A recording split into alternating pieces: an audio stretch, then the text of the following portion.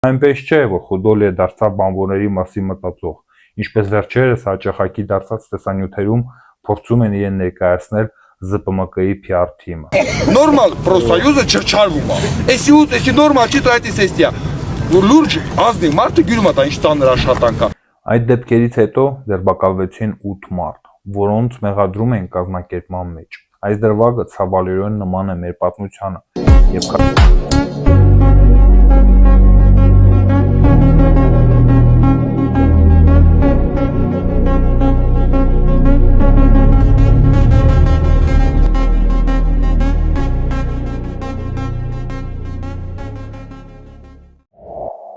Ողջույն սիրելի բարեկամներ, հուսով եմ տրամադրություններդ բարձր է։ Սա Կարավանի հերթական թողարկումն է, եւ այսօր մենք խոսելու ենք մի կառույցի մասին, որի շնորհիվ մենք ունենք մի բան, ինչը 100-150 տարի առաջ պարզապես աներևակայելի էր թվում։ Երբևէ մտածել եք ինչու է մեր աշխատանքային օրը 8 ժամ եւ ոչ թե 14 կամ 16։ Ինչու ենք մենք ստանում վճարվող արձակուրդ կամ ունենք հանգստյան օրեր։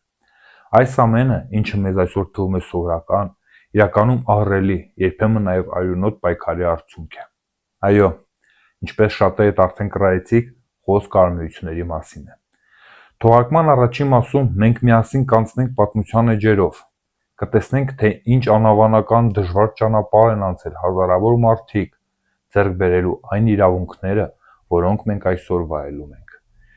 Կխոսենք նաև նրանց արմիությունների ներկայիս կարգավիճակի մասին։ Իսկ երկրորդ մասում ես կպատմեմ մեր սեփական փորձի մասին։ Կխոսենք ԶՊՄԿ-ի ներկայիս գործող ըստ էության ֆիկտիվ արմիության մասին։ Այն կառույցի մասին, որը որքան էլ աբսուրդ հնչի, մեր գործադուլի ժամանակ աշխատեց հենց մեզ, աշխատողների դեմ։ Եվ կփորձենք համեմատել նրա գործունեությունը արմիությունների կանոնադրությամբ սահմանված գործառույթների հետ։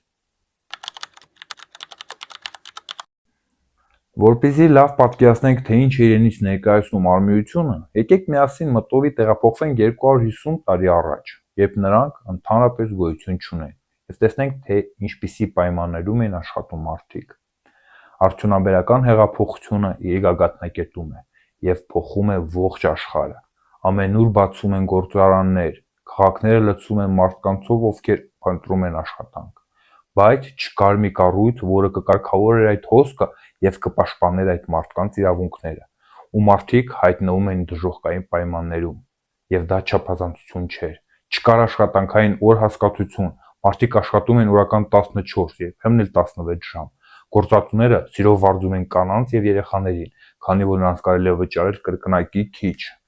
10-ամյա երեխայի պատկերը հաստոցի մոտ սովորական երևույթ էր։ Անվտանգության մասին խոսք անգամ չէր գնում, դա այդ ժամանակվա համար ծիծաղալու թեմա էր, եւ եթե դու վնասվում էր աշխատանքի ժամանակ, քեզ ուղղակի դուրս էին շպրտում փողոց։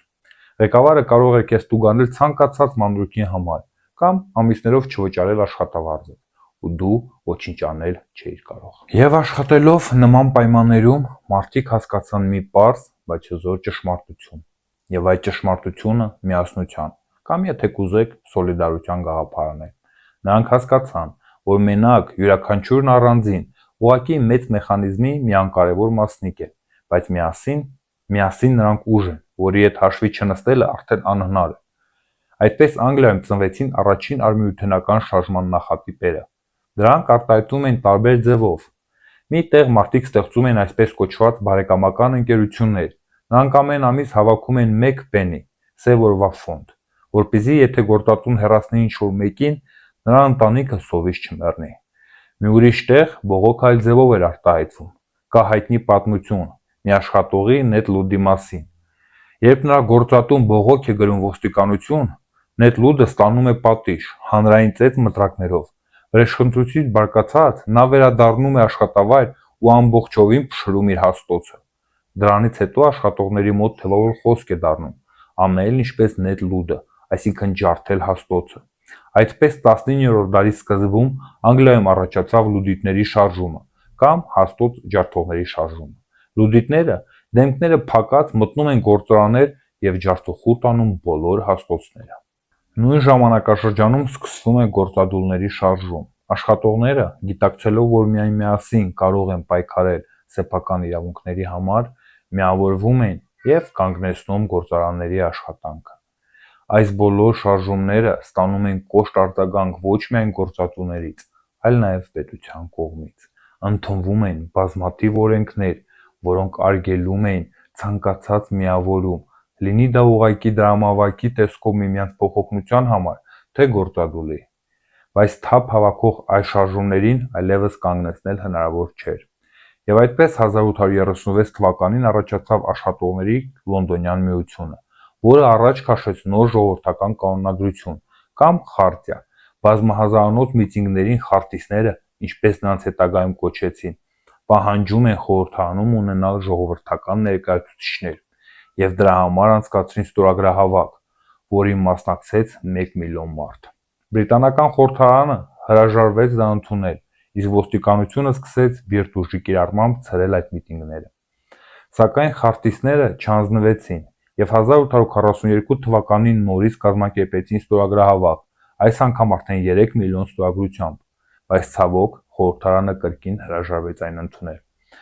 Վերջին փորձի ժամանակ 1848 թվականին խարտիստները ներկայացրին արդեն 5 միլիոն ստորագրություն իրենց խարտիայի տակ, բայց խորհրդարանը անողոք էր եւ նորից մերժեց նրանց։ Սակայն նրանց այս տարիների պայքարը ապարդյուն չէր, ինչպես կարող է ձեզ թվալ, որովհետեւ խարտիստներին փոխարինելու եկած բանվորական միությունները կամ trade union-ները կարողացան 1867 թվականին հասնել նրան, որ աշխատողները իրավունք ունեցան մասնակցելու ընտրություններին, ինչի արդյունքում էլ 10 տարվա ընթացքում եղան ահռելի փոփոխություններ։ Աշխատանքային ժամերը կրճատվեցին, 12 տարեկանից ցածր երեխաներին արգելվում էր աշխատանքի վերցնել եւ բազմաթիվ այլ դրական փոփոխություններ։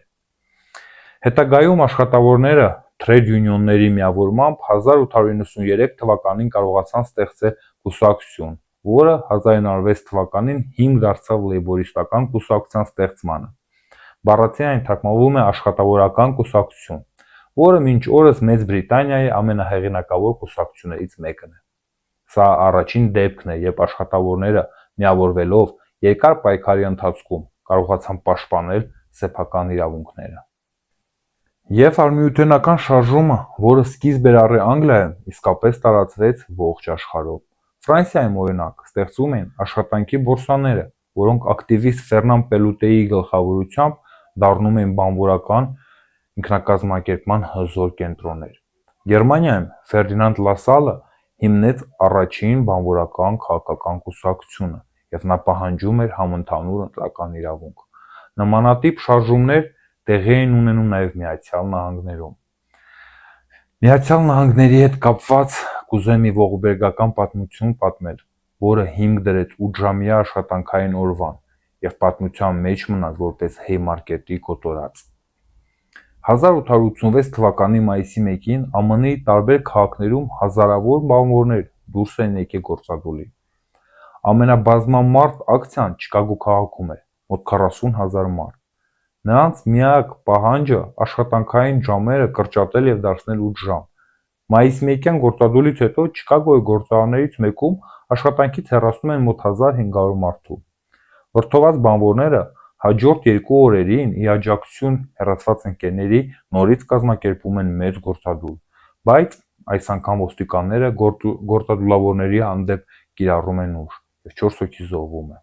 Հաջորդ օրը մայիսի 4-ին մարդիկ արդեն դուրս են եկել բողոքի ավելի մեծ քանակով, ընդդեմ ոստիկանական բռնությանը, եւ միտինգը անց է կացվում հենց Haymarket-ի հրապարակում։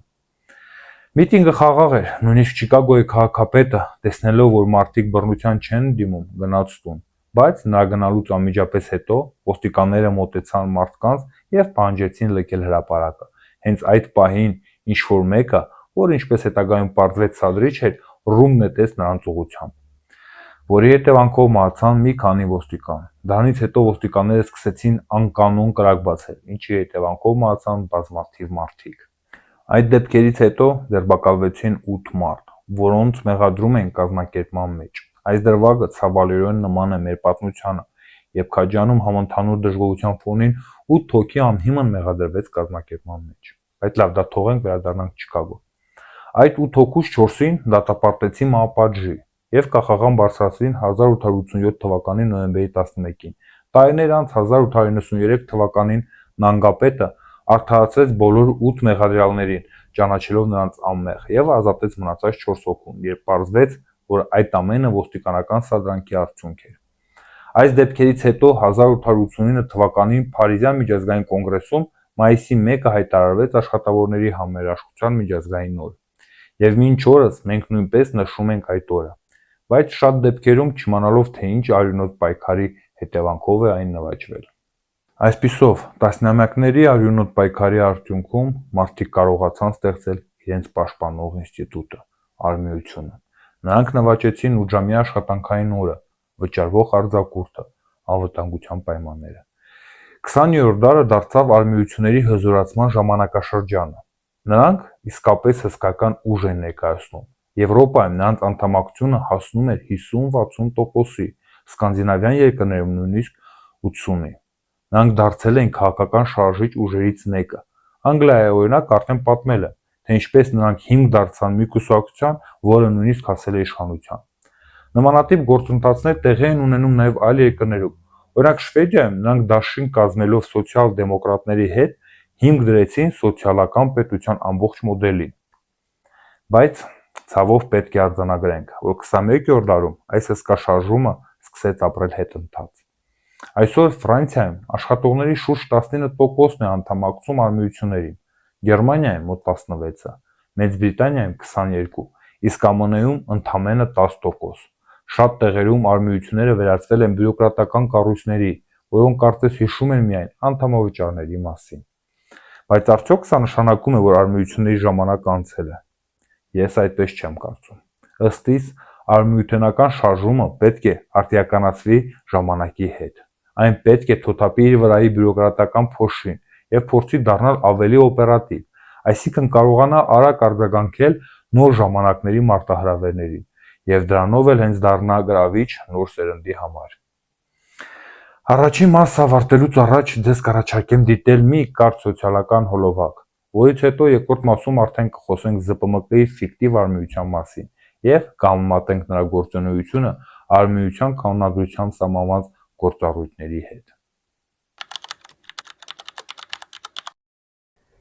Ամեն օր մենք հոգ ենք տանում ինքներս մեզ, մեր առողջության եւ մեր ընտանիքի մասին։ Բայց երբ ենք վերջին անգամ անկեղծորեն մտածել այն միջավայրի մասին, որը այդ ամենի հիմնաքարն է, այն հողի մասին, որի վրա ապրում ենք եւ որը թողելու ենք մեր երեխաներին։ Իմ համար այդ հարցերը ծագում են ամեն առավոտ, եւ այսօր ուզում եմ կիսվել ձեր հետ իմ պատմությամբ։ Իմ առավոտները սկսվում են վազքով, դա ինձ թարմացնում է ու ուժ տալիս նոր օրվա համար։ Ճանապարհս տանում է դեպի Գենադի աղբյուրը, մի տեղ, որ շատերի համար ծանոթ է, բայց հաճախ այնտեղ մարզելու ընթացքում տեսնում եմ մարդկանց թողած անտարբերության հետքերը, աղբի կուտակները։ Սա առաջի անգամ չէ, որ մաքրում եմ այդ տարածքը, բայց մի քանի շաբաթ անց ամեն ինչ կրկնվում է։ Կարելի է բարկանալ կամ անտեսել, բայց ես որոշեցի փոխել իրականությունը։ Այս անգամ մենք ոչ միայն մաքրեցինք տարածքը, այլև տեղադրեցինք փոքր պաստառներ, որպես հիշեցում ու հուշառություն, չախտոտել մեր հողը, որովհետև սա պարզապես աղբ չէ, սա մեր վերաբերմունքն է մեր տան հանդեպ։ Այս վերաբերմունքը տեսնում են նաև մեր երեխաները, ինչ օրինակ ենք թողնում նրանց, ապրել աղբի մեջ, թե սովորեցնել պահպանել գեղեցկությունը։ Այս հարցի պատասխանը կերտում է մեր ապագան։ Սա միայն այս տարածքի մասին չէ, սա մեր բակի, փողոցի, քաղաքի ու երկրի մասին է։ Այսպիսով, եկեք յուրաքանչյուրս ստանձնենք պատասխանատվություն մեր ընդհանուր տան եւ մեր երեխաների ապագայի համար։ Եկեք մեր երեխաներին թողնենք ոչ թե աղբի մեջ կորած, այլ մաքուր եւ կանաչ հայրենիք։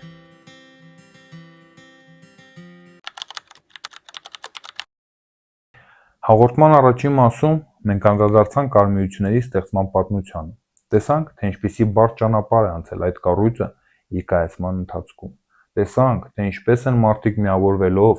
վաստակում իրավունք ունենալ նորմալ աշխատանքային պայմաններ, 8-ժամյա աշխատանքային օր, արձակուրդներ եւ շատ այլ արտոնություններ, որոնք նախկինում անհնար էին թվում։ Ու կուզեմ անպայման շեշտել, որ այս ամենը նրանից չէ, որ գործատուները բարիացան, հանկարծ սկսեցին մտածել իրենց աշխատողների մասին։ Սա մարդկանց շատ ժամանակ արյունոտ պայքարի արդյունք է։ Գործատուն եւ այն ժամանակ եւ հիմա էլ մտածում է միմիայն իր շահույթի մասին, ու հենց այս պատճառով է մեզ անհրաժեշտ ուժեղ եւ անկախ արմիություն։ Այսքան երկար խոսելով այս կառույցի մասին, վերջապես կուզեմ սահմանել ընդհանրապես ինչ է արմիությունը եւ ինչ գործառույթներ է այն կատարում։ Ըստ սահմանման, արհեստակցական միությունը կամ արմիությունը աշխատողների կամավոր, ինչը շատ կարևոր է, հասարակական միավորում է։ Մյուս կարևոր սկզբունքը այն է, որ արմիությունը պետք է լինի անկախ թե գործատուից, թե որևէ այլ կառույցից։ Այն չի կարող ունենալ ինչ-որ կուսակցական պատկանելիություն։ Այդ անկախության սկզբունքն է, որ թույլ է տալիս նրան իշա աշխատողի անկաշկանդ տանել բանակցությունները սոցիալական գործընկերության շրջանակներում, կամ ավելի պարզ լեզվով ասած, աշխատող, գործատու եւ պետության միջև բանակցություններում։ Նրա միակ եւ գլխավոր նպատակն է ներկայացնել եւ պաշտպանել իր անդամների սոցիալական, աշխատանքային, տնտեսական իրավունքներն ու շահերը։ Եվ այսպես, սահմանելով թե ինչ է արմիությունը, հիմա եկեք շատ պարզ, կետ առ կետ հասկանանք իսկ կոնկրետ ինչ պետք է այն անի, որոնք են նրա իրական գործառույթները, բացի իհարկե առողջարանի ուղեգրեր բաժանելուց։ Առաջին գործառույթը դա պաշտպանությունն է։ Արմիությունը պարտավոր է պաշտպանել իր անդամներին անարդարությունից։ Եթե գործատուն փորձում է անօրինական կերպով ազատել աշխատանքից, անհիմն տուգանել կամ ստիպել այնպիսի աշխատանք կատարել, որը պայմանագրի մեջ չկա, արմիությունը պետք է լինի աշխատավորի փաստաբանը եւ կանգնի նրա կողքին։ Երկրորդ գործառույթը դա կոլեկտիվ բանակցություններ վարելն է։ Արմիությունը պետք է լինի այն միասնական ձայնը, որը խոսում է բոլոր աշխատողների անունից։ Նրա խնդիրն է ամեն տարի նստել գործատուի հետ բանակցային սեղանի շուրջ եւ պահանջել աշխատավարձի բարձրացում, իհարկե գնաճին համապատասխան, աշխատանքային պայմանների բարելավում եւ սոցիալական երաշխիքներ։ Եվ վերջում այդ ամենը արձանագրել փաստաթղթերում, ինչն էլ կոչվում է կոլեկտիվ պայմանագիր։ Ընդհանրապես, արմիությունները ունեն երկու գործիք։ Մեկը հենց կոլեկտիվ բանակցություններն են, երկրորդ գործիքը մեզ արդեն լավ ծանոթ դարձած գործադուլն է, բայց մեր սխալը հենց այն էր, որ մենք որպես արմիության անդամներ չգիտեինք, տեղյակ չէինք առաջին գործիքի մասին, կոլեկտիվ բանակցությունների, որը պետք է կիրառեր մեր նախագահը, որպեսզի գործը չհասներ գործադուլին։ Երրորդ գործառույթը դա անվտանգության վերահսկողությունն է։ Արմիությունը պարտավոր է ստուգել, արդյոք դու աշխատում ես անվտանգ պայմաններում, արդյոք քեզ տրամադրում են անհրաժեշտ համազգեստ, դիմակներ, անվտանգության սարքավորումներ։ Արդյոք օդափոխությունը վերջիվերջո աշխատում է։ Եթե ոչ, նա պետք է գործատուից պահանջի աննապաղ լուծել այդ խնդիրները։ Չորրորդ գործառույթը, որ իրականացնում է արմիությունը, իրավաբանական եւ ֆինանսական աջակցությունն է։ Եթե աշխատողը վեճ ունի գործատուի հետ եւ գործը հասնում է դատարան, ինչպես օրինակ մեր դեպքում, արմիությունը պետք է տրամադրի անվճար իրավաբանական աջակցություն եւ սատարի այդ պայքարում։ Եվ վերջապես հինգերորդը, որը ավելի շուտ սկզբունք է, քան գործառույթ, բայց առանց դրա մնացած 4 գործառույթները ուղղակի կմնան թղթի վրա։ Դա թափանցիկության եւ հաշվետվողականության սկզբունքն է։ Արմիությունը ժողովրդավարական կառույց է։ Այն աշխատողի տնօրենը չէ, այն հենց աշխատողինն է։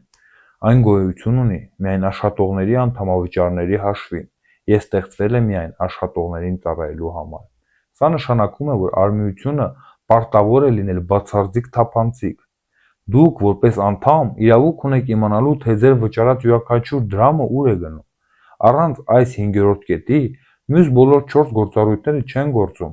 որովհետև եթե կառույցը հաշվետու չէ իր անդամներին, այն սկսում է ծառայել ոչ թե նրանց, այլ նրան, ով իրեն պահում է, ու հաճախ դա դառնում է հենց գործատուն, եւ աշխատողը զրկվում է ինքն իրեն պաշտպանելու միան գործիքից։ Ահա սա է արմիությունը՝ պաշտպանություն, բանակցություն, վերահսկողություն, աջակցություն եւ հաշվետվողականություն։ Սա այն է, ինչի համար մարդիկ միավորվել են եւ ստեղծել են այս կառույցը։ Իսկ հիմա եկեք խոսենք նրա մասին, թե ինչ է կատարվում իրականում, որպես օրինակ բերելով ԶՊՄԿ-ի արմիությունը։ Նախ կուզեմ իմ անձնական կարծիքը արտահայտել կապված մեր արմիության նախագահի հետ, հետո նոր անդրադառնամ նրան, թե ինչ է կատարվում ԶՊՄԿ-ի արմիությունում։ Գործադուլի օրերին բոլոր մասնակիցները լավ կհիշեն, թե ինչպես էին մարդիկ պահանջում մեր արմիության նախագահի հեռացումը։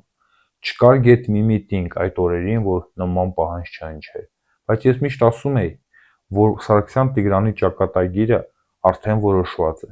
եւ մենք ժամանակ չպիտի ծախսենք նրա վրա։ Ինքը այս ճգնաժամի գլխավոր մեղավորներից է, ղեկավարության հետ միասին իհարկե, եւ նա ինքնիստիկյան հեռանալու է առանց մեր միջնորդության։ Ու հիմա ես հասկանում եմ, որ չարաչար սխալվում է, այդ մարդը մնաց իր պաշտոնին, անտեսելով այն ամենը, ինչ կատարվեց։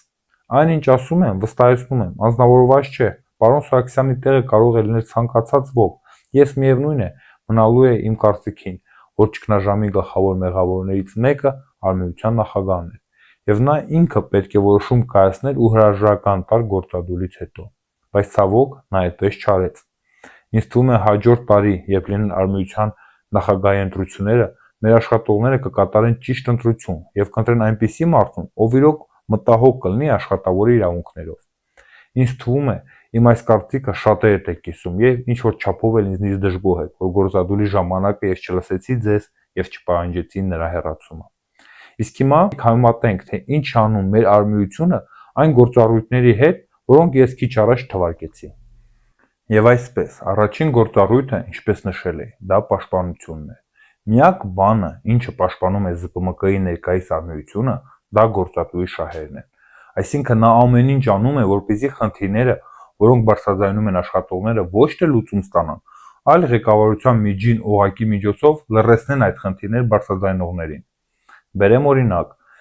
մինչև գործադուլ սկսելը մեր արտադրամասից ՀՋՏԱ-ից, հանքի ջարդման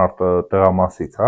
կես տարվա ընթացքում 2 անգամ ստորագրահավաք է իրականացվել եւ բողոքներն ու պահանջները ներկայացվել են Արմենիության նախագահին, բայց նա ոչ միայն անտեսել է այդ ամենը ու լուծում չի տվել, այլև հետագայում մեր դատական process-ի ժամանակ հրաժարվել է ներկայացնել այդ մեր ներկայացած բողոքները, ինչի հետևանքով դատարանը մեր գործադուլը անօրինական է համարել, քանի որ աշխատողները ճիշտ ժամկետներում չեն ներկայացնել իրենց պահանջները։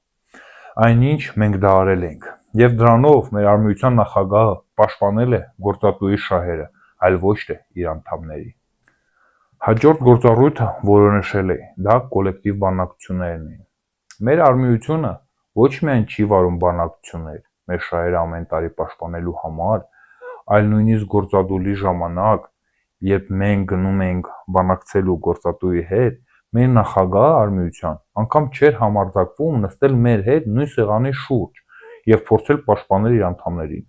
Նա նստում էր հեռու բոլորից եւ ձեռքերով բռնում գլուխը։ Իմ կարծիքով միակ բանակցությունները, որոնք նրանք իրոք տանում են, վերաբերվում են արձակուրդների ժամանակ մարդկանց համար առողջարանների զեղչեր ստանալուն։ Երրորդ գործառույթը անվտանգության վերահսկողության մասին էր։ Այստեղ ես կարող եմ վստահ պնդել, որ մեր արմենիությունը վերահսկում է միայն այն, որ գործատուն շատ ծախս չանի մարդկանց անվտանգությունը ապահովելու հարցում։ Այլապես անհնար է այսքան տարիներ անտեսել այն պայմանները, որոնք կան աշխատավայրերում, մասնավորապես քարի միջին եւ փոքր ջարդման արտադրամասում, որի ամխիթար վիճակի մասին նույնիսկ խոսել է Ռոման Խուդոլիը իր հարցազրույցներից մեկի ժամանակ։ Բայց դա այնպես չէ, որ Խուդոլիը դարձավ բանվորների մասին մտածող, ինչպես վերջերս հաճախակի դարձած տեսանյութերում փորձում են իրեն ներկայացնել ԶՊՄԿ-ի PR թիմը։ Ոչ, ուղղակի գործադուլի ժամանակ եւ դրանից հետո մեր կողմից 1000 անգամ տարբեր հարթակներում դրա մասին խոսելու հետևանքով դա անտեսելը ուղղակի անհնար էր։ Իսկ այ մեր արմենիության մոտ արդեն քանի տարի է դա հոյակապ ստացվում է։ Չորրորդ գործառույթը, որը վերաբերում է իրավաբանական եւ ֆինանսական աջակցությանը, երևի միակ գործառույթն է, որը մեր արմենիությունը մասամբ կատարում է, բայց նույնիսկ այստեղ ես ունեմ դժգոհություն, որովհետև հենց այս վճարումների շնորհիվ է, որ մեր աշխատողների մոտ ամբողջովին խեղաթյուրվել է արմենիության մասին գաղափարը։ Տարեկան մի անգամ որոշակի գումար դուրս գրել իր անդամներին եւ դրանով արմենիության դարձնել լատարի բաժանող կառույց ամենամեծ վատությունն է, որը կարող է անել նախագահը իր իսկ գլխավորած կառույցի հանդեպ։ Իսկ իրավաբանական աջակցության մասին խոսք չկա։ Մենք դա զգացինք մեր սեփական մաշկի վրա, երբ երկար տարիներ վճարելով անդամավճարներ, հայտնվելով իրավական վեճի մեջ գործատուի հետ, արմենիության կողմից ուղղակի անտեսվեցինք։ Եվ հիմա իմ նշած վերջին եւ ամենագլխավոր սկզբունքը՝ հաշվետվականությունն ու թափանցիկությունը։ Աշխատելով երկար տարիներ ԶՊՄԿ-ում ես երբեք չեմ տեսել Արմիության կողմից որևէ հաշվետվություն իրենց կատարած աշխատանքի վերաբերյալ։ Ընդհակառակը, այդ կառույցը ամբողջովին փակվել է իր ներսում եւ ինչպես պարզ դարձավ գործադուլից հետո, հաշվետու է եղել միայն կոմբինատի ղեկավարությանը։ Եվ այսպիսով, համեմատելով ԶՊՄԿ-ի Արմիության գործողությունները Արմիության իրական գործառույթների հետ, մենք կարող ենք վստահ արձանագրել, որ այդ կառույցը ներկապահում ուղղակի կրում է ձևական բնույթ, այն կարիք ունի հիմնովին վերափոխվելու, այն պետք է անցնի առողջացման գործընթաց, սկսած ներքևի օղակներից վերջացած նախագահով, եւ հենց այս եզրակացության հետևանքով է, որ մեր ընկերոջ Մխիթարյան Վահեի մոտ գործադուլից անմիջապես հետո մտահղացում եղավ մեր եւ մյուս աշխատողների համար Հայաստանի Արմիությունների Կոնֆեդերացիայի աջակցությամբ կազմակերպել Արմիության հիմքեր վերնագրով սեմինարներ։ Դե գործադուլի ընթացքում առաջինը եւ ինչ հասկացանք ու բոլոր կողմերը, ովքեր որ ինչ որ մասնակցություն ունեցան այս խնդրի հարցման լուծումը, որ եթե Արմիությունը աշխատեր եւ կատարեր իր պարտականությունները, բավականին շատ խնդիրներ կլուծվեին ընթացիկ եւ այս ամեն ինչը չէր կուտակվի եւ չէր հասցվի ճգնաժամի։ Եվ այդ ամեն ինչը գիտակցելով ինչ արեցինք մենք առաջին հերթին, համքի հետ համատեղ համագործակցությամբ կազմակերպեցինք սեմինարների վերաբերյալ արմիությունների վերաբերյալ սեմինար ու բավականին մեծ խանդավառությամբ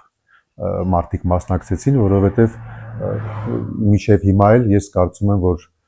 մարդկանց աշխատավորների մեծ մասը չի պատկերացնում, թե ինչ գործառույթներ ունի Արմիությունը եւ ինչով պետքա զբաղվի։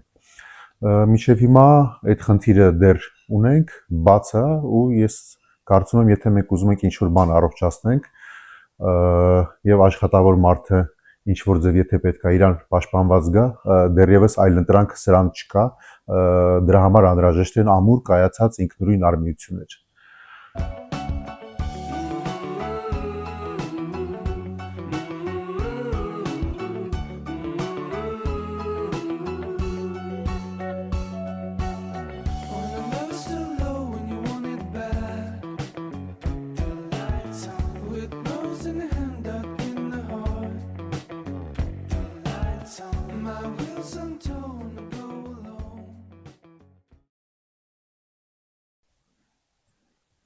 Ես ամբողջովին կիսում եմ Վահեի կարծիքը եւ համոզված եմ, որ արմիություններին դեռևս այլընտրանք չկա։ Այն միակ կառույցն է, որն ի վիճակի է պաշտպանել աշխատողին գործատուի կամայականություններից,